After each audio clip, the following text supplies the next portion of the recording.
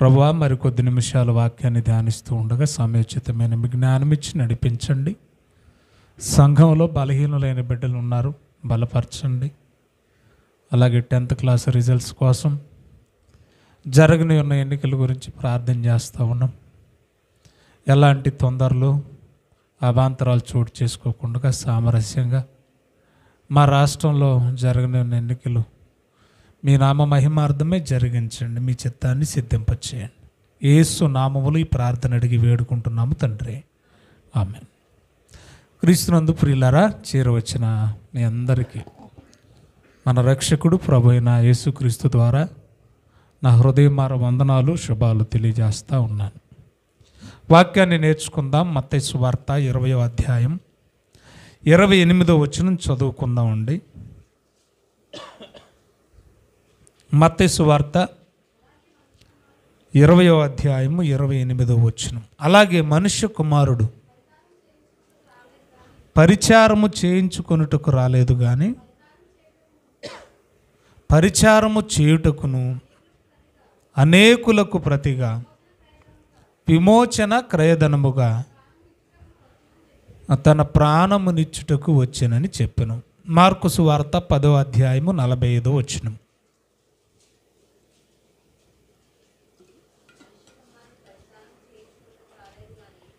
మనుష్య కుమారుడు పరిచారము చేయించుకొనుటకు రాలేదు కానీ పరిచారము చేయుటకును అనేకులకు ప్రతిగా విమోచన క్రయధనముగా. చాలండి. ఏమైనా వ్యత్యాసం అనిపించిందా మీకు? 2 వచనాల్లో 2 ఒకలాగా ఉన్నాయి కదా? అవును. ఎందుకంటే ఇద్దరిని ప్రేరేపించి వ్రాయించిన ఆత్మ ఒక్కరే కాబట్టి ఇద్దరు రాసిన సమాధానం ఒక్కటిగానే ఉంది. సరే, ఈరోజు మనం నేర్చుకునే అంశం ఏంటంటే విమోచన క్రయధనము. విమోచన క్రయధనము. ఈ ఒక్క పదానికి మనం స్టిక్ అయి ఉందాం. ఈ ఒక్క మాట మనం నేర్చుకోవడానికి ప్రయత్నపడదాం. విమోచన అంటే విడిపించడం. విమోచన అంటే ఏంటండి? విడిపించడం. క్రయ అంటే అదేంటమ్మా అలాగ ఉన్నారు? క్రయ అంటే క్రయ విక్రయాలు ఎక్కడ జరుగుతాయి?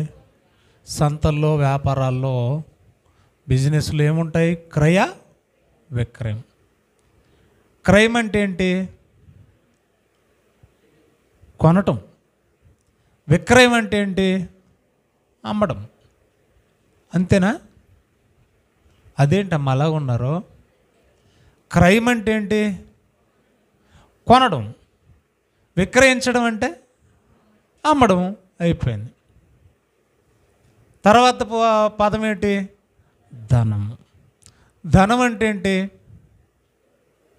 ఏమండి? వెల చెల్లించేది. ధనం అంటే ఏంటి? వెల చెల్లించేదాన్ని మనం ఏమంటాం? ధనం అంటాం. బంగారానికైనా వెల చెల్లించాలి, స్థలానికైనా వెల చెల్లించాలి, వస్తువుకైనా వెల చెల్లించాలి. ఆ వెల చెల్లించే దానినే మనం ఏమన్నాం? ధనము, డబ్బు అన్నాం. రైట్. ఇప్పుడు 3 అర్థమైపోయినాయా?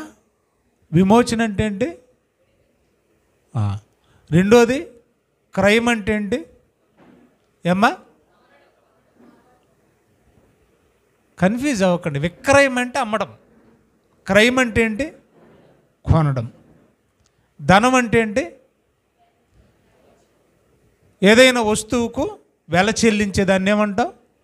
ధనం అంటాం. అయిపోయిందిగా, పోదాం ఇంటికి. వెళ్ళిపోదామా? సరే.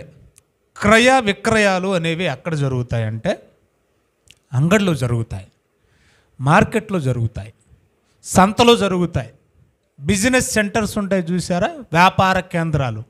అక్కడ క్రయము విక్రయము. క్రయము అంటే కొనడం, విక్రయించడం అంటే అమ్మడం.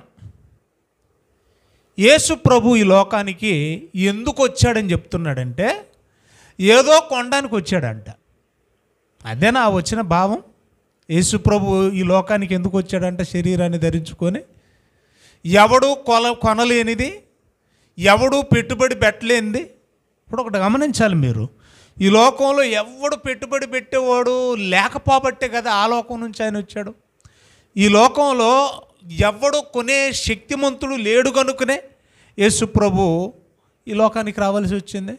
ఈ లోకంలో ఏది కూడా ఆ వెలని, ఆ మొత్తాన్ని చెల్లించలేనిది, అది ధనం కావచ్చు, ఆస్తి కావచ్చు, ఇంకొకటి కావచ్చు, ఆ రుణము చెల్లించలేనిది ఈ లోకంలో ఏదీ లేదు, అంత విలువైంది. కాబట్టే కదా యేసు ప్రభు ఈ లోకానికి వచ్చాడు. ఒక మాటలో చెప్పాలంటే వచ్చిన సారం ఏంటంటే, యేసు ప్రభు ఈ లోకంలో మనుషులు ఎవ్వరూ కొనలేనిది కొనడానికి వచ్చాడు. అర్థమవుతుంది మీకు? భూమి మీదనున్న మనుషులు ఎవ్వరూ కొనలేనిది యేసు ప్రభు కొనడానికి వచ్చాడు. క్రయధనము అని ఉంది కదా, అనేకులకు ప్రతిగా విమోచన క్రయధనముగా, అంటే ఎవరూ కొనలేనిది ఆయన కొనడానికి వచ్చాడు. ఎందుకంటే కొనే సత్తా ఎవరికి ఈ లోకంలో లేదు. దానికి ముందు ఒక పదం మనకు అర్థం కావాలి. కొనాలి అని అంటే దానికి ముందు అమ్ముడు పోవాలి. కొనేదానికి ముందు ఏం పోవాలి? అమ్ముడు పోవాలి. ఇప్పుడు రైతు ఉన్నాడండి, రైతు పంట పండించాక కొనేవాడికి ఏం చేస్తాడు? అమ్ముతాడు. సరుకు ముందేమవ్వాలి? అమ్ముడు పోవాలి. ఈ అమ్మేవాడి దగ్గర కొనేవాడు కొన్న తర్వాత ఆ మధ్యలో దళారులు ఉంటారు చూసారా, వాళ్ళు కూడా కొన్నవాళ్ళు మళ్ళీ తిరిగి ఇంకొకరికి ఏం చేస్తారు? అమ్ముతారు. అది మిల్లులు కావచ్చు, డీలర్లు కావచ్చు, లేదంటే వీళ్ళే మిల్లుకేసేసి, ఇప్పుడు జరుగుతుంది అంతదే కదా, లలిత కానివ్వండి, ఈ బ్రాండ్స్ కొన్ని ఉన్నాయి చూసారా, వీళ్ళందరూ కూడా ముందు అమ్మాలి, ఆ తర్వాత కొనాలి. ఇదంతా కూడా పెట్టుబడిదారీ వ్యవస్థలో జరిగేటువంటి పరిణామాలు, పరిస్థితులు. ముందు మనల్ని ఆయన కొనాలంటే ఇంతకు మనం ఎవరికి అమ్ముడు పోయాం? అసలు యేసు ప్రభు వచ్చిందే మనల్ని కొనడానికంటే. యేసు ప్రభు వచ్చింది ఏం చేయడానికి? మనల్ని కొనడానికి. అర్థమైందా మీకు? మనతో పని చేయించుకోవడానికి కాదు, మనకు పని చేయడానికి. అంటే మనం ముందు ఎవరికో ఏమైపోయాం? అమ్ముడు పోయాం. ఈ అమ్మబడిన వాడు కొనబడిన వాడికి ఏమవుతాడు? దాసుడు అవుతాడు. ఇప్పుడు విమోచించడం అంటే ఏమని చెప్పాను నేను? విడుదల చేయడం. అంటే మనం ఎందులో ఉన్నాం? అమ్మబడిన వారికి దాసులుగా ఉన్న మనలను ఆయన విడిపించడానికి వచ్చాడు. ఏం పెట్టి విడిపించడానికి? ఏదో ధనం, ఆ ధనం గురించి లాస్ట్లో మాట్లాడుకుందాం. ధనము ఈ లోకంలో ఎవరు చెల్లించలేనిది, ఎవరు చెల్లించగలిగిన శక్తి లేనిది. అంత డబ్బు, అంత ధనం, అంత విలువైంది ఈ లోకంలో ఎవరి దగ్గర లేదు. కాబట్టి మనం ఎవరికో అమ్ముడు పోయాం. ఒక మాటలో చెప్పాలంటే మనకు మనమే అమ్ముడు పోయాం, అమ్మేసుకున్నాం. అమ్మబడిన మనం కొనుక్కున్నోడికి దాసులమయ్యాం. కాబట్టి మనకు మనం విడిపించుకునే శక్తి లేదు. ఏమి లేదు, మనకు మనం విడిపించుకునే ధనము కానీ, ఆస్తి కానీ, శక్తి కానీ, స్తోమత కానీ లేదు. కాబట్టి మనం ఇంక ఎన్నాళ్ళు బానిసలుగా ఉండడం ఆయనకి ఇష్టం లేక, ఈ లోకంలో ఎవ్వరూ పెట్టుబడి పెట్టి విడిపించలేని దశలో ఉండగా యేసు ప్రభు పెట్టుబడి పెట్టడానికి వచ్చాడు ఈ లోకానికి. అమ్మబడిన మనల్ని మరల తిరిగి కొనడానికి యేసు ప్రభు ఈ లోకానికి వచ్చాడు. మరల మనల్ని స్వతంత్రులుగా చేయడానికి వచ్చాడు. అర్థమవుతుందా మీకు? రైట్. ఇప్పుడు ముందు క్రయము అంటే కొనడం, యేసు ప్రభు కొంటున్నాడు, అది పక్కన పెడదాం కొంచెంసేపు. ముందు మనం ఎవరికి అమ్మబడ్డాం? నిజంగా మనం అమ్ముడు పోయామా? ఏమ్మా మాట్లాడరేటమ్మా? మనం అమ్ముడు పోయామా? అమ్ముడు పోయిన మనం విడిపించుకోలేని దశలోనే ఉన్నామా? విడిపించుకునే శక్తి లేని దశలో ఉన్నామా? ఈ టెర్మినాలజీ ఇప్పట్లో బాగా ఉపయోగిస్తారు. ఇప్పుడు ఎలక్షన్ మూమెంట్ కదా, ఎక్కువ అవే చూపిస్తూ ఉన్నారు షార్ట్ మెసేజ్లో. వైసీపీ వాళ్ళు టీడీపీ వాళ్ళకి అమ్ముడు పోయారని, టీడీపీ వాళ్ళు, జనసేన వాళ్ళు, బీజేపీ వాళ్ళు వైసీపీకి అమ్ముడు పోయారని. మనుషులు పార్టీలకి ఏమైపోతున్నారట? అమ్ముడుపోతున్నారట. రైట్, బాగానే ఉంది, అయితే ఉండొచ్చు. కానీ సర్వమానవాళి అమ్ముడుపోయింది. మనం ఎవరికి అమ్ముడుపోయాం అని ఉందా బైబిల్లో? అది ముందు అది తెలియాలి మనకి. ఒకసారి అందరు బైబిల్లో ఓపెన్ చేద్దామండి.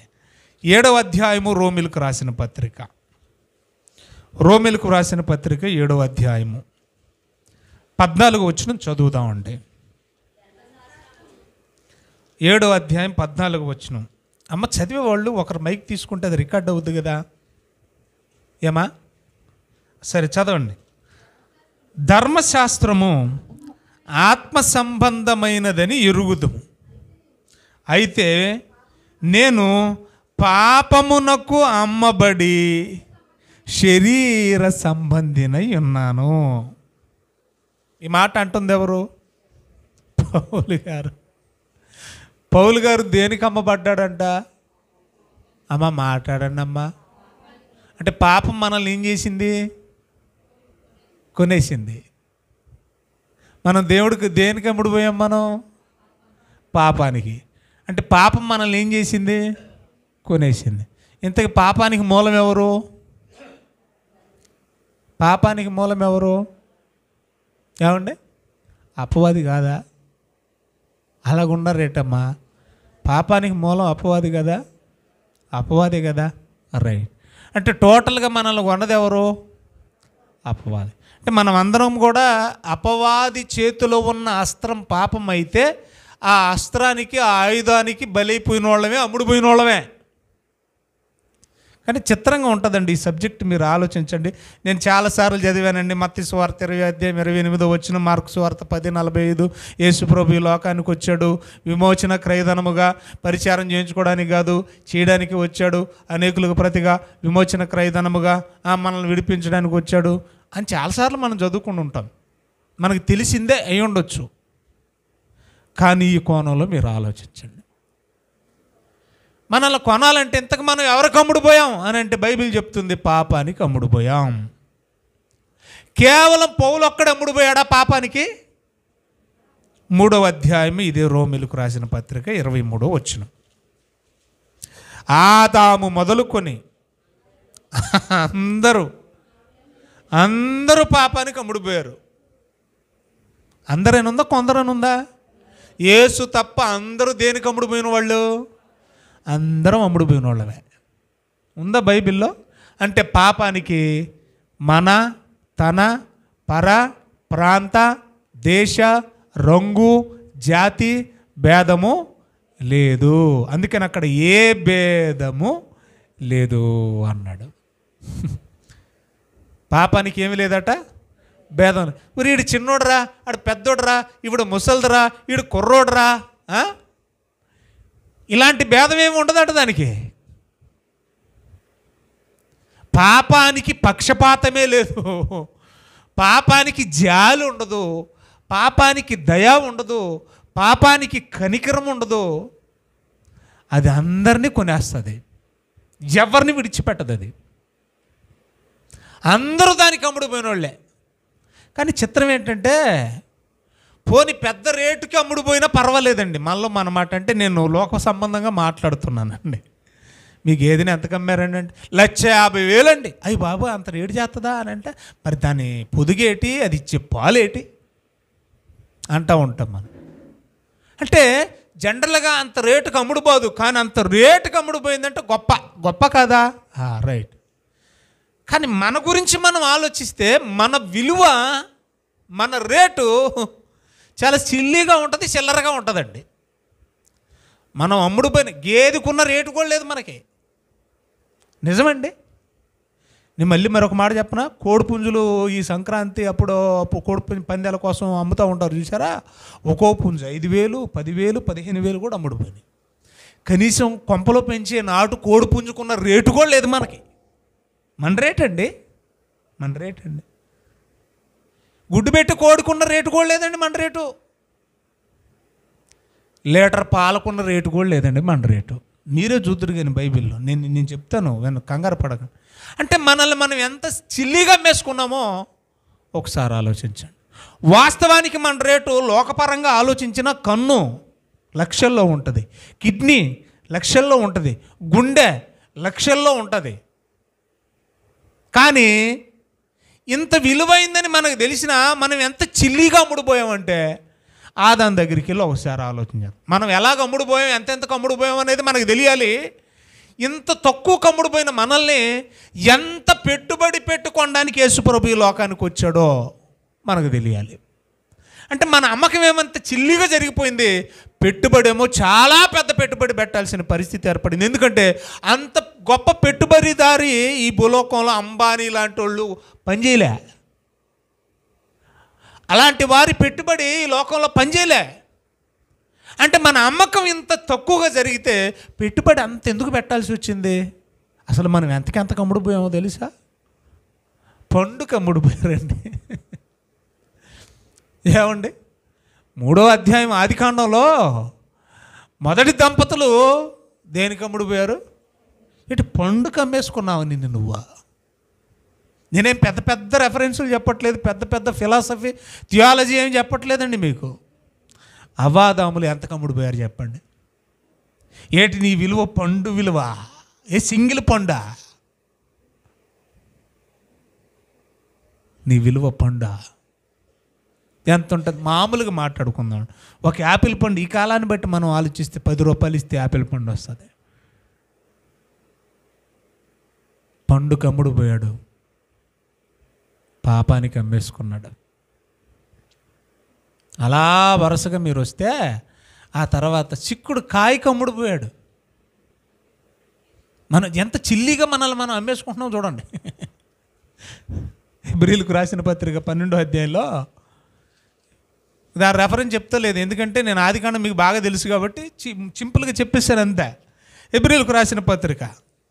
ఏంటి కాయకి కూడా అమ్ముడుపోతాం, కూరగాయలు కూడా అమ్ముడుపోతామా మనం? ఏమండి, కూరగాయలు మనం అమ్ముతాం అదొక లెక్క, కానీ కూరగాయలకి మనం అమ్ముడుపోతున్నాం చూడండి. హెబ్రీయులకు రాసిన పత్రిక 12వ అధ్యాయం 16వ వచనం తీశారమ్మా. ఒక్క పూట కూటి కోసమా? కూటి కోసం అమ్ముడుపోయాం, కూర కోసం అమ్ముడుపోయాం. మన బతుకులు చూడండి ఎంత దారుణంగా ఉన్నాయో. ఇంత హీనంగా లోబడిపోతామా ప్రియులరా? అందుకనే అతి సులువుగా చిక్కులు పెట్టు పాపం అన్నాడు.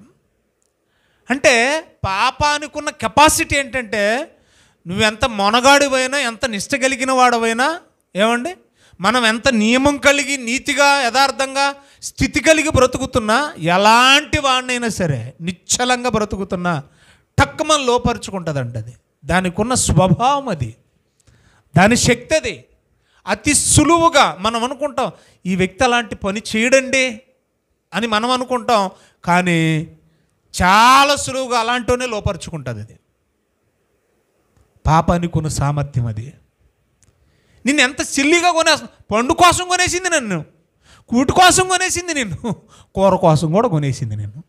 ఇంత సులువుగా ఎవడైనా లోపడతాడో చెప్పండి. బైబిల్లో మరొక సందర్భాన్ని మనం చూస్తే రాజుల మొదటి గ్రంథం 21వ అధ్యాయం ఆహాబు గురించి రాయబడిన మాట 20వ వచనం మనం చదువుదాం. రాజుల మొదటి గ్రంథం 21వ అధ్యాయము 20వ వచనం చదువుతామండి. అంతటా ఆహాబు అంటే ఎవరు? ఇశ్రాయేలీలకు రాజు. ఎవరిని చూశాడు? ఏలియా గొప్ప ప్రవక్త, మంచోడు కదా, గొప్పవాడు కదా, వెరీ గుడ్. ఏలియాని చూసి ఆహాబు అంటున్న మాట, ఏలియాతో ఆహాబు అంటున్న మాట ఏమంటున్నాడు? ఇదేంటి? ఏలియాని ఏమంటున్నాడు? నా పగవాడ అంటున్నాడు.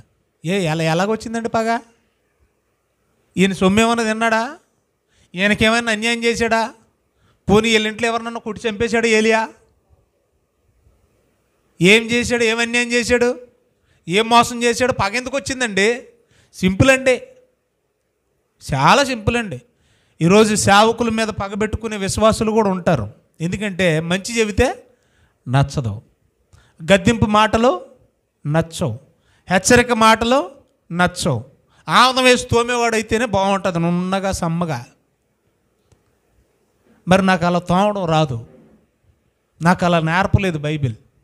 ఖండించు, గద్దించు, బుద్ధి చెప్పు, నీతి యందు అవసరమైతే శిక్ష విధించు అన్నాడు. ఇప్పుడు పగ ఎందుకైంది అని అంటే నువ్వు తప్పు చేస్తున్నావు అని ఇప్పుడు హేరోదు ఎందుకు బాప్తిస్మం ఇచ్చి యోహాను తల నరికించాడు? హేరోదే ఎందుకు బాప్తిస్మం ఇచ్చి యోహాను తలే కోరుకుంది? పగెందుకు వచ్చింది? పాపము ఆయన ఏం అన్యాయం చేయలేదు, ఎవరు సొమ్ము తినలేదే. తప్పు చేస్తున్నావు అని హెచ్చరించినందుకు ఏమైపోయాడు? ఇప్పుడు హెచ్చరిక చేసే బోధకులు అంటే విశ్వాసులకు ఏమైపోతారు? పగైపోతారు. మహిమ గారు మీరు చేసిన పని చాలా మంచి పని అండి అన్నాం అనుకోండి, ఏమండి ఇంకా ఆవిడ అన్నిటికీ సహకరిస్తుంది.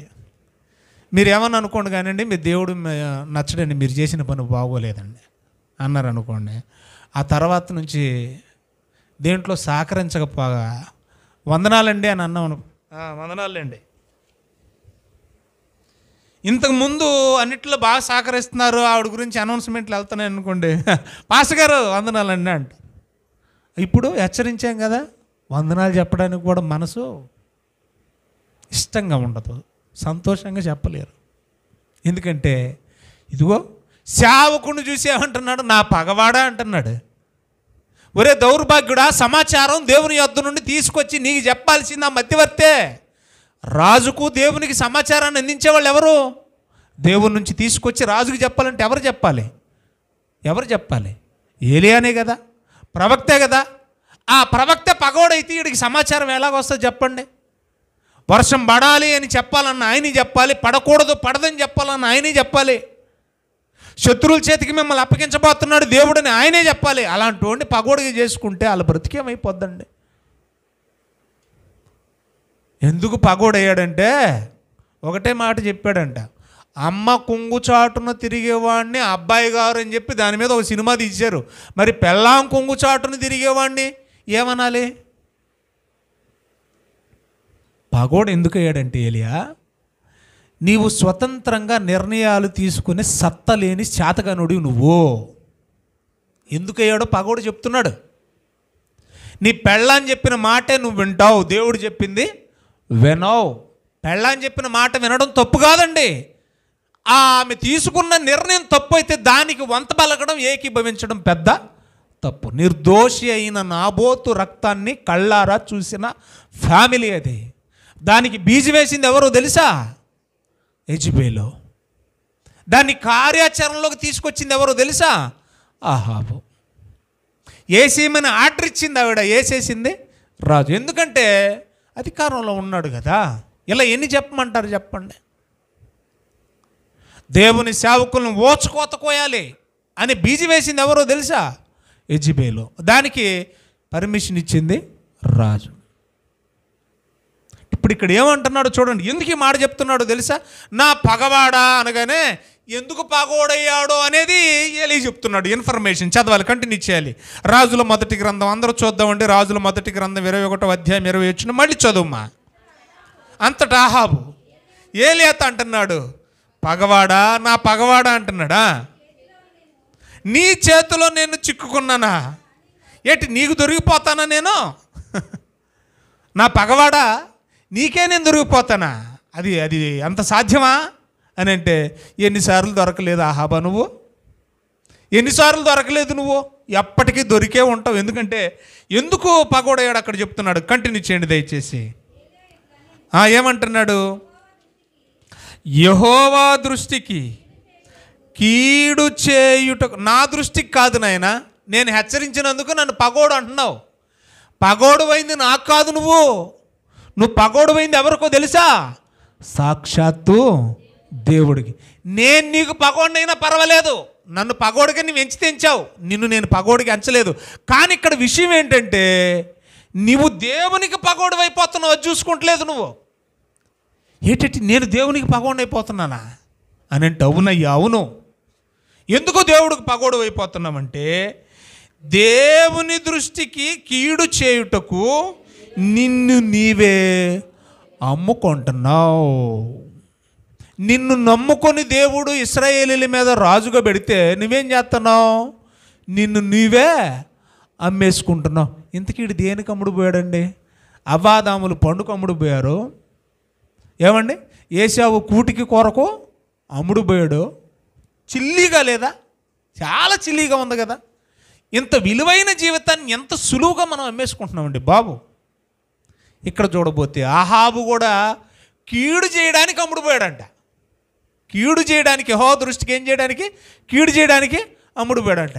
ఇంతకీ దేనికి అమ్ముడుపోయాడు? కీడు చేయడానికి అమ్ముడుపోయాడంటే ఇంకా ఏమైనా ఇన్ఫర్మేషన్ ఉందా? 25వ వచనం మనం చదువుదాం. తన భార్య అయిన యెజెబెలు ప్రేరణ చేత, ప్రేరణ అనేది, యెజెబెలు ప్రేరణ అనేది రౌండప్ చేయండి. అంటే ఆవిడ ఏం చెబితే అది, ఆవిడ ఏ ఆలోచన ఇస్తే ఆలోచన, ఆవిడ ఏం చేయమంటే అది. యెహోవా దృష్టికి కీడు చేయ తన్ను తాను అమ్ముకొనిన ఆహాబు వంటి వాడు భూమి మీద ఎవడు లేడు. దేనికి అమ్ముడు పోయాడండి? అదేంటమ్మా అలాగ ఉన్నారు? తప్పులు చేయడానికి, పెళ్ళాం మాటలకు అమ్ముడు పోయిన దౌర్భాగ్యుడు ఇలాంటి వాడు భూమి మీద ఎవడో అనేది నా బైబిల్లో ఉందా లేదా? అలాంటి పదాలే వాడాడు బైబిల్లో. ఏశావు గురించి కూడా మాట్లాడుతూ కూటికి కూరకే అమ్ముడుపోయిన ఏశావు వంటి భ్రష్టుడు భూలోకంలో ఎవడు లేడు. పెళ్ళాము దుష్టత్వానికి ఏంటండి? చెడు చేయమంటే చేస్తావా? భార్య మాట వినాలి. అది మంచి మాట అయితే నువ్వు వయసులో పెద్దోడువైనా, మొగుడువైనా, ఏలికవైనా, తలవైనా, శిరస్సువైనా మంచి మాట అయితే ఏం చేయాలి? వినాలి, తప్పులేదు. కానీ వీడు దేనికి అమ్ముడుపోయాడు తెలుసా? దుష్టత్వానికి, చెడు చేయడానికి, కీడు చేయడానికి ఏం చేశాడంట? అమ్ముడుపోయాడంట. ఇలాంటి వాళ్ళు సంఘాలలో కూడా ఉంటారు. ఏదైనా మోసం అనుకోండి, ఆ మోసం చేయడానికి పర్వాలేదులేండి, ఒక్క అబద్ధమే కదా, ఆడేయండి అంటది భార్య కదా. మరి భర్తలు ఆడరా? భర్త ఆడేయమంటాడు. అవిశ్వాసులైన భర్తలైన వాళ్ళు పర్లేదు నీ మాట చెప్పే అంటారు. ఏమండి? చిన్న మాట అనుకుంటాం మనం, చిన్న మాట అనుకుంటాం. అబద్ధం అనేది చాలా చిన్నది కావచ్చు. అబద్ధానికి మనం అమ్ముడుపోతున్నాం. మనం అబద్ధానికి ఏమైపోతున్నాం? సాతాను చెప్పింది అబద్ధం కాదు, అవమ్మకే అబద్ధమే. అబద్ధానికి అమ్ముడుపోయిందా లేదా? అమ్ముడుపోయిందా లేదా? అమ్ముడుపోయింది. మనం కూడా మన కుటుంబాల్లో అబద్ధాలకు ఎన్నిసార్లు అమ్ముడుపోలేదు? ఎన్నిసార్లు అమ్ముడుపోలేదు? మనం అబద్ధం ఆడిన ప్రతిసారి అబద్ధానికి ఏమైపోయాం? మనం అమ్ముడుపోయేసాం. మనం మాట తప్పిన ప్రతిసారి ఏం చేసాం? పాపానికి అమ్ముడుపోయాం. దేవునికి మాట ఇచ్చాం. ఆ సమయము సమీపించే కొలది, ఆ దినము సమీపించే కొలది మానక మీరు కూడుకోవాలన్నాడు ఆజ్ఞ. సరే నేను కూడుకుంటామని వాగ్దానం చేసుకున్నాం, బాప్తిస్మం తీసుకున్నాం. మరి ఆజ్ఞను అతిక్రమించామా లేదా? రైట్. అంటే మనం ఏం చేసాం? అతి సులువుగా ఆదివారం మానేసిన ప్రతిసారి మనం ఏం చేసాం? చేసిన వాగ్దానానికి కట్టుబడక అబద్ధానికి, అపవాదికి, పాపానికి ఏం చేసాం? అమ్ముడుపోయాం. సువార్తకి వెళ్ళాలి, బాప్తిస్మం తీసుకున్న ప్రతివారు వెళ్ళని ప్రతిసారి మనం ఏం చేసాం? అమ్ముడుపోతానే ఉన్నాం. ఎన్నిసార్లు అమ్ముడుపోయాం? ఎన్నిసార్లు ఏమండి మళ్ళీ మన మాట అండి, ఎన్నిసార్లు కొనుక్కోవాలి చెప్పండి? సీను ఉన్నాడండి, ఒడిసిలేరు సీను. నా దగ్గర డబ్బులు లేక, బాగా వినాలి ఈ టాపిక్, మీరు చాలా జాగ్రత్తగా వినాలి. ఎవరు అశ్రద్ధగా అస్సలు ఉండొద్దు, చాలా సీరియస్గా వినాలి. నా దగ్గర ఉంగరం ఉందండి, డబ్బులు లేవు. మహా అంటే ఆ ఉంగరం కాస్ట్ ఎంత అంటే 15,000 అండి. ఎంత చెప్పండి? 15,000. డబ్బులు లేవండి నా దగ్గర. ఈ 15,000 రూపాయల ఉంగరం తీసుకెళ్ళి శ్రీని దగ్గర తాకట్టు పెట్టాను. మీరేమంటారు? తాకట్టేనా? పెట్టి నేనేం చేశానంటే 15,000 తెచ్చేసుకున్నాను. ఇప్పుడు దానికి వడ్డీ ₹1.5 ₹2 అనుకుందాం. 2 ఏళ్ళు 3 ఏళ్ళు అయిపోయిందండి, లేదంటే ఒక 4-5 ఏళ్ళు అయిపోయిందండి. తీరా వడ్డీ లెక్క చూస్తే 30,000 వచ్చిందండి. బాగా వినాలా, ఎంత వచ్చింది? మళ్ళీ మన మాట 30,000 25,000 వచ్చిందండి. ఆ వస్తువుని విడిపించుకుంటామా మనం? మాట్లాడండి, మీకు తెలుసుగా. ఎందుకని అమ్మా? విడిపించుకోమన్నోళ్ళు చేతులు ఎత్తండి, సిగ్గుపడొద్దు, ఎత్తండి. నేనైతే విడిపించుకోను, మీరు విడిపించుకోరు. ఎందుకు విడిపించరు? వస్తువు రేటు కంటే కూడా వడ్డీ రేటు ఎక్కువ వచ్చేసింది.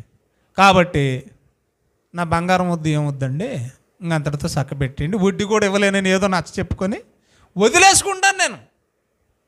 అంతే కదా, రైట్. ఇలా ఎన్నిసార్లు పెడతాను నేను? అసలు విడిపించుకునే ప్రారంభంలో పెట్టుబడిగా, లేదంటే వడ్డీ కోసం, లేదంటే తాకట్టు పెట్టిందే వదిలించుకోలేక చేస్తుంటే అది విడిపించుకుంటేనే కదా మళ్ళీ పెట్టడానికి. ఇలాగ ఎన్నిసార్లు పెడతామండి ఒక వస్తువును? మనం ఎన్నిసార్లు పెడతాం, ఎన్నిసార్లు విడిపించుకుంటాం? ఒకసారి ఆలోచించండి. కష్టమా కాదా? సిగ్గుచేటు కదండి ఇది, చూసేవాళ్ళకు కూడా అసహ్యంగా ఉంటుంది కదా, రైట్.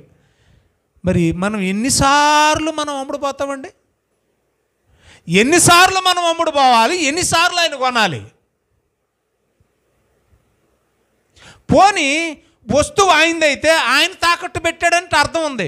వస్తువు ఆయనది కానీ మనమే అమ్ముడుపోతున్నాం. చిత్రంగా ఉంది చూడండి. నా ఉంగరం దాని అంతటా అదే తాకట్టులోకి వెళ్ళిపోయింది అనుకోండి, నా ప్రమేయం లేకుండా. ఎలా ఉంటుంది ఒకసారి ఆలోచించండి. ఏమండి వెళ్ళిపోతున్నానండి మోచి వీధిలోకి, ఆ పక్క వీధులన్నీ కూడా బంగారపు వీధులే బాబు, ఫ్యాన్సీ షోరూమ్ ఆపోజిట్ మొత్తం ఎన్ని బంగారపు వీధులే, నేను వెళ్ళి ఆ కొట్లో తాకట్టుకుంటానండి. అదేంటి బాబు, కొన్నది నేను కదా, నా పర్మిషన్ లేకుండా వెళ్తాను. నీ పర్మిషన్ అక్కర్లేదు అన్నది అనుకోండి బంగారపు ఉంగరం. అప్పుడు ఎలాగుంటుంది? నా నెత్తి నా నోరు నేనే బాధేసుకోవాలి. సరే విషయానికి రండి. ఎన్నిసార్లు మనం అమ్ముడుపోతామని చెప్పండి? చిన్న చిన్న వాటికి అమ్ముడుపోతున్నామంటే మన విలువ మనకు అర్థం కావట్లేదు. బాప్తిస్మం తీసుకున్న మనం అమ్ముడుపోవడం చాలా విచిత్రం. దేవుడు పట్టిన ఆచారం అది. ఏటట మళ్ళీ చెప్పండి ఏమన్నాడు? భార్య ప్రేరణ కోసం కీడు చేటుకు అమ్ముడు పోయిన ఆహాబు వంటి వాడు లోకంలో ఎవడో అంత దరిద్రం కొట్టుడాడు. మనం అంతకంటే దరిద్రం. ఎందుకంటే చెప్పండి, చిన్న చిన్న వాటికి మనం ఏమైపోతున్నాం? అబద్ధాలకి అమ్ముడుపోతున్నాం మనం. రూపాయికి పాపాయికి అమ్ముడుపోతున్నాం మనం. అర్థమవుతుంది మీకు? ఇంకా బైబిల్లో జాగ్రత్తగా కొన్ని మాటలు మనం చూస్తే ప్రియులారా, చూడండి దయచేసి, జాగ్రత్తగా చూడాలి దయచేసి. ఇస్కరియోతు యోధ గురించి చాలాసార్లు మీరు వినే ఉంటారు. ఇస్కరియోతు యోధ విలువ చెప్తున్నాను నేను. యేసు విలువ లెక్క కట్టకండి. అక్కడ యేసు నమ్మేసుకున్నాడు, అది రెండో కోణం. అసలు మొదటి కోణం ఏంటో తెలుసా? ఇస్కరియోతు యోధ తన్ను తానే అమ్ముకున్నాడు. ఇస్కరియోతు యోధ విలువ ఎంత చెప్పండి, మాట్లాడండి. అది యేసు విలువ కాదు ప్రియులరా, యోధ విలువ అది.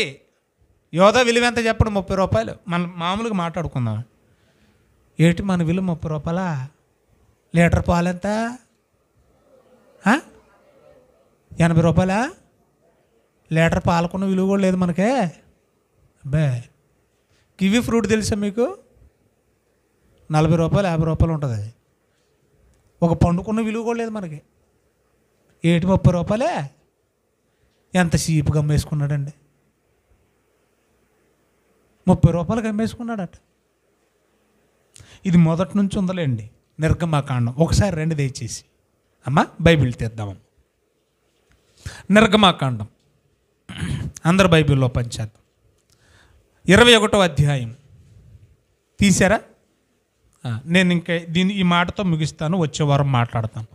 నిర్గమాకాండం 21వ అధ్యాయము 32వ వచనం. ఒకరు చదవండి అమ్మా. ఆ ఎద్దు, ఏ ఎద్దు అమ్మా? ఒంగోలు గిత్తా లేకపోతే మైసూరు ఎద్దా? ఏ ఎద్దు? ఏ ఎద్దైనా కూడా ఎద్దు అంటే ఎద్దు అంతే. ఎద్దు చదవండి. ఎద్దు పొడిస్తేనంట. వింటున్నారమ్మా? ఎద్దు పొడిస్తే ఎందుకు? ఏంటి పొడితేనే 30 రూపాయలా?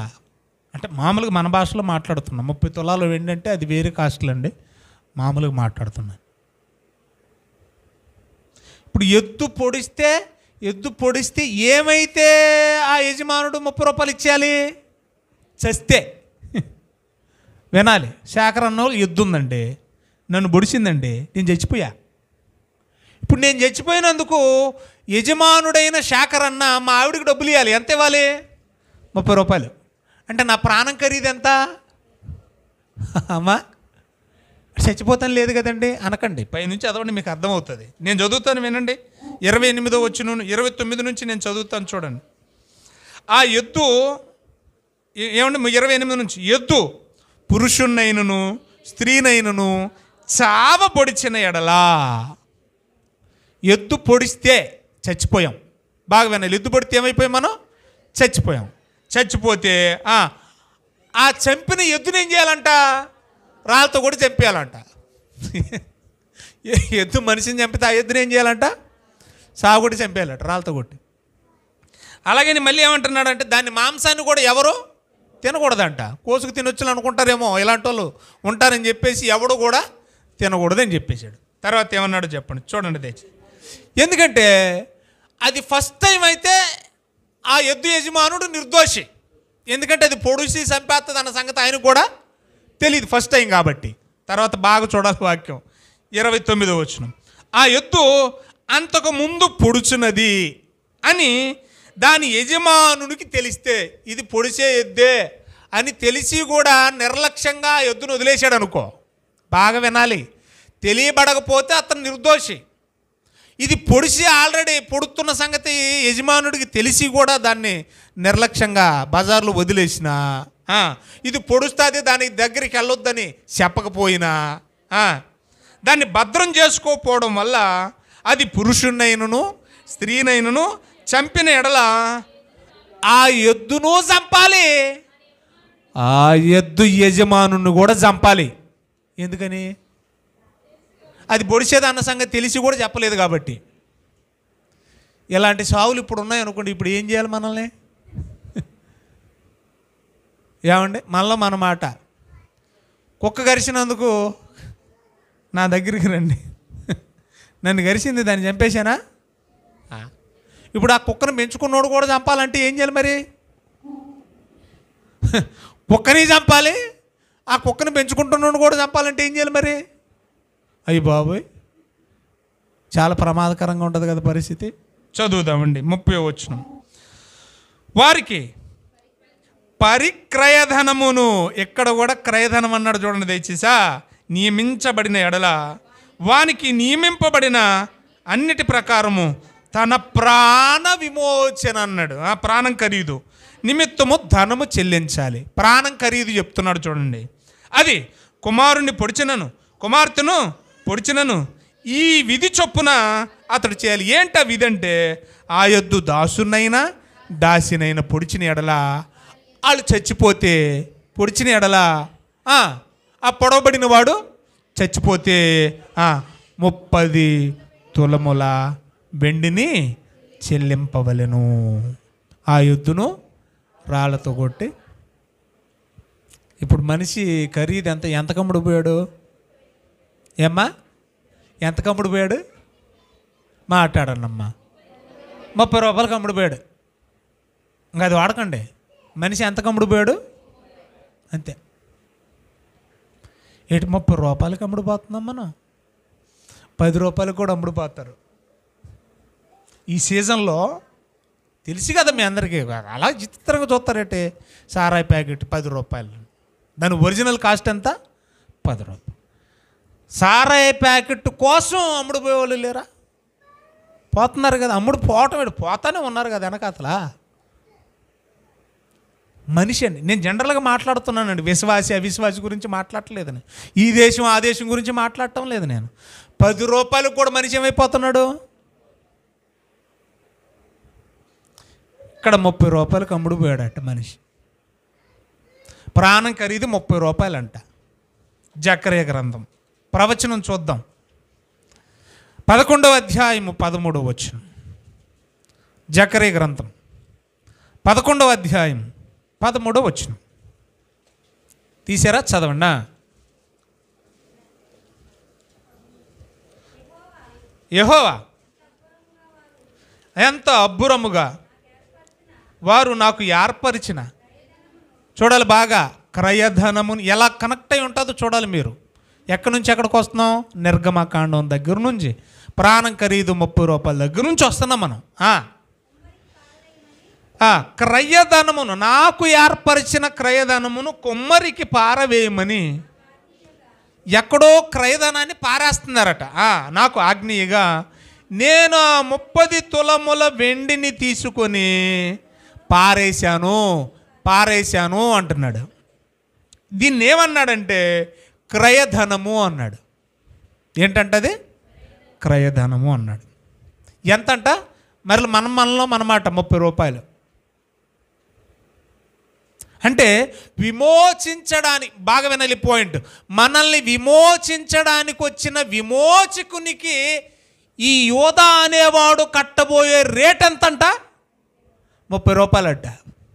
బాగా వినాలి, మనం అమ్ముడుపోయింది 30 రూపాయలకైతే మనల్ని విమోచించడానికి వచ్చిన ఆయనకి, మన విమోచకుడికి మన విమోచనపు రేటు వీడు కట్టిన రేటు చెప్తున్నాడు. చూడండి ఎంత రేటు కట్టాడంట. మన విమోచన కొరకు యేసు ప్రభు పెట్టే పెట్టుబడి ఎంత కట్టాడట? 30 రూపాయలంట. ఏంటి, యేసు ప్రభు మనల్ని విడిపించడానికి పెట్టిన పెట్టుబడి 30 రూపాయలా? కాదు కాదు కాదు కాదు. వీడు అమ్ముకుంది విమోచనను, వీడు అమ్ముకుంది ఎంతకి? 30 రూపాయలకి. వీడు అమ్ముడు పోయింది ఎంతకి? 30 రూపాయలకి. అంతేగాని యేసు ప్రభు మన కొరకు పెట్టిన విమోచన ఖరీదనం 30 రూపాయలు కాదు. ఇలా యేసును 30 రూపాయలకు అమ్ముకుంటాడని ముందే చెప్పేశాడు. మత్తయి సువార్త చివరి మాట 26వ అధ్యాయం 15వ వచనం. మత్తయి సువార్త 26వ అధ్యాయం 15వ వచనం. అమ్మ చదవమ్మా. నేను ఆయనను మీకు అప్పగిస్తే, ఆగండా, ఇదేదో భలే ఉంది కదా. ఏమండి, మీ ఇంటికి వస్తే మాకేమి ఇస్తారో, మా ఇంటికి వస్తే మీరేం తెస్తారు అన్నట్టుంది. ఎట్ట తిరిగినా లాభం ఎవరికి? ఈ మాట్లాడేవాడికే. ఇప్పుడు ఈ గొడవ ఏంటంటే, యేసు ప్రభుని మీకు అప్పగించేస్తా, మరి నాకేమి ఇస్తారు? ఎంత బాగా అడుగుతున్నాడండి. ఒకసారి మీరు ఆలోచించండి ప్రియులారా, ఈ పదాన్ని అండర్లైన్ చేయండి. నాకేమి ఇస్తారు, మరి నాకేటి, మరి నా సంగతి ఏంటి? వినండి, బాగా వినండి. ఇప్పుడు కూడా లోకంలో ఉన్నవి ఇవి చాలా ఉన్నాయి, 1 2 కాదు. నేను అక్షరాలు కళ్ళారా చూశాను, అనుభవించానండి. నిజమండి. ఏంటట? సరే యేసు ప్రభుని అప్పగిస్తాం, మరి నా సంగతి ఏంటి అంటే వాళ్ళు డీల్ చేసుకున్నారంటే ఏంటట, అందుకు వారు 30 వెండి నాణ్యాలు. అయితే ఒకే డీల్. రక్షణ ఖరీదు, రక్షకుని ఖరీదు, విమోచకుని ఖరీదు, వీడు కట్టిన ఖరీదు ఎంత? 30 రూపాయలు. అసలు వాస్తవంగా యేసు ప్రభు విమోచించడానికి పెట్టిన పెట్టుబడి ఎంతో తర్వాత మనం ఆలోచిద్దాం. టోటల్గా ఇంతవరకు మనం మాట్లాడుకున్న మాటల్లో పండు కమ్ముడు పోయినోడు ఉన్నాడు, కూటి కమ్ముడు పోయిన ఉన్నాడు, మాట కమ్ముడు పోయినోడు ఉన్నాడు, ఏమండి 30 రూపాయలు కమ్ముడు పోయినోడు ఉన్నాడు, కూర కమ్ముడు పోయినోడు ఉన్నాడు, అబద్ధానికి అమ్ముడు పోయినోడు ఉన్నాడు, చెడుకు కూడా, చెప్పండి, కీడు చేయటానికి దుష్టత్వానికి చెడుకు కూడా అమ్ముడు పోయినోడు. పోనీలే ఎంతకు అమ్ముడు పోయావయ్యా నువ్వంటే, మహా అంటే 30 రూపాయల కంటే ఎక్కువ పోలే. మనిషి విలువ ఎంత? 30 రూపాయలకేనా? చిన్న అబద్ధానికేనా? ఒక కాయకేనా?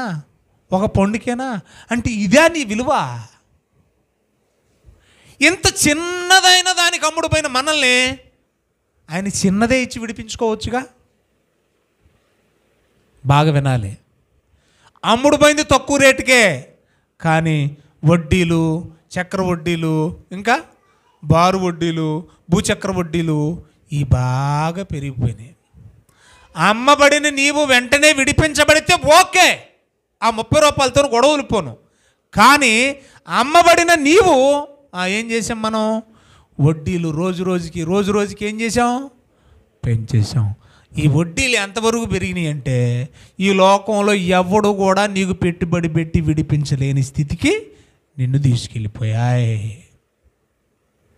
అందుకనే యేసు ప్రభు వెల ఇచ్చి నిన్ను కొనడానికి ఈ లోకానికి రావాల్సి వచ్చింది. ఆ వెల ఏంటో, ఆ వెల ఎంతో, ఆ వెల తాలూకు ఆయన పడ్డ బాధ ఏంటో, అసలు మనల్ని విడిపించడానికి, మనకు పెట్టుబడి పెట్టడానికి ఆయన పడ్డ శ్రమలేంటో, ఆయన పడ్డ బాధలేంటో బైబిల్లో కొన్ని సందర్భాలు పాత నిబంధనలో కోట్ చేసి మరలా క్రొత్త నిబంధనలోకి వస్తాను. అది నెక్స్ట్ ఎపిసోడ్. ఇంతవరకు మనకు అర్థమైంది ఏంటంటే యేసు ప్రభు మనలో కొనడానికి వచ్చాడు ఈ లోకానికి. దానికి ముందు మనం ఏమై ఉన్నామంటే అందరం ఒక్క మాటలో చెప్పడానికి పాపానికి మనల్ని మనమే అమ్మేసుకున్నాం. ఎంతెంతకు అమ్ముకున్నామంటే కూటికి, కూరకి, కాయకి, పండుకి, అబద్ధానికి, తప్పుడు మాటకి, రూపాయలకి. రూపాయలు వందలు కాదు, వేలు కాదు, లక్షలు కాదు, మహా అంటే పొదులకే మనల్ని మనం ఏం చేసాం? పొదులేనండి. 3 పొదులు 30 పొదులే కదా. మనం ఎంత కమ్మేసుకున్నాం? మనం పొదులకే అమ్మబడ్డాం. అలాంటి మనల్ని విమోచించడానికి కొనడానికి యేసుప్రభు వచ్చాడు. అది నెక్స్ట్ ఎపిసోడ్లో మాట్లాడుకుందాం. దేవుడు ఈ మాటలు మన వెనుకల్లో ఫలింపజేయనుగాక. వాక్య ఫలింపు కోసం, ప్రభు బల్ల కోసం ప్రార్థన చేసుకుందాం. ప్రభు అయిన యేసు తాను అప్పగింపబడిన రాత్రి ఒక రొట్టెను పట్టుకొని దాన్ని విరిచి, ఇది మీ కొరకైన నా శరీరం, దీనిని తినునప్పుడల్లా నన్ను జ్ఞాపకము చేసుకున్నట్టుకై దీనిని చేయడని చెప్పాను. ఆయన శరీరం కోసం ప్రార్థన చేసుకుందాం. కళ్ళు మూసుకొని తల్ల వంచండి. సోనియా ప్రార్థన చేస్తుంది ఆయన శరీరం కోసం. ఆ మైక్ అలాగే ఇవ్వండి అమ్మా. నాన్న ఈ మైక్ తీసుకెళ్ళి.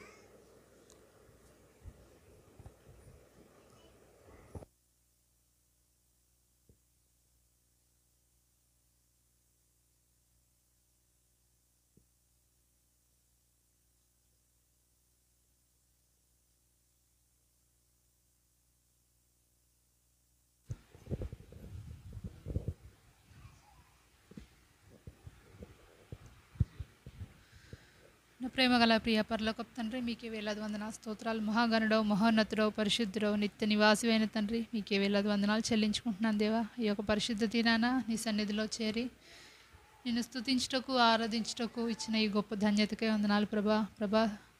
నీ బిడ్డలైనటువంటి వీరందరినీ మరి సంఘంలో చేర్చి నిన్ను స్తుతించుటకు నీ సన్నిధిలో చేరి కొంత మాటలు వినుటకు మీరే సహాయం చేస్తూ వచ్చినారు ప్రభా.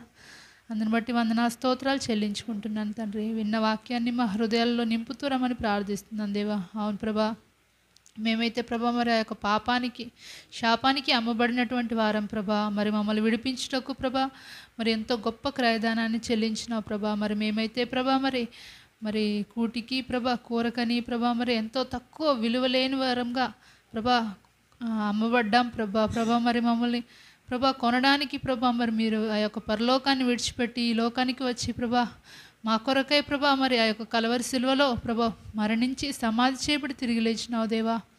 అంత గొప్ప ప్రభా మరి మా కొరకై ప్రభా మరి మీరు చేసిన ఆ యొక్క క్రయధనానికై వందనములు చెల్లించుకుంటున్నాను దేవా. అవును ప్రభా మరి మమ్మల్ని రక్షించుకున్న విధానాన్ని బట్టి వందనాలు ప్రభా. మరి అదేవిధంగా ప్రభా మరి నీ యొక్క శరీరానికి సాదృశ్యమైనటువంటి ఆ యొక్క రొట్టెలో కూడా సరైన విధానంలో పాలు పొందుటకు మీరే కృపను దయచేయండి ప్రభా. మమ్మల్ని మేము పరీక్షించుకొని సరిచేసుకొని సరిదిద్దుకొని నీ యొక్క బలలో పాలు పొందుటకు మీరు కృపను దయచేయండి దేవా.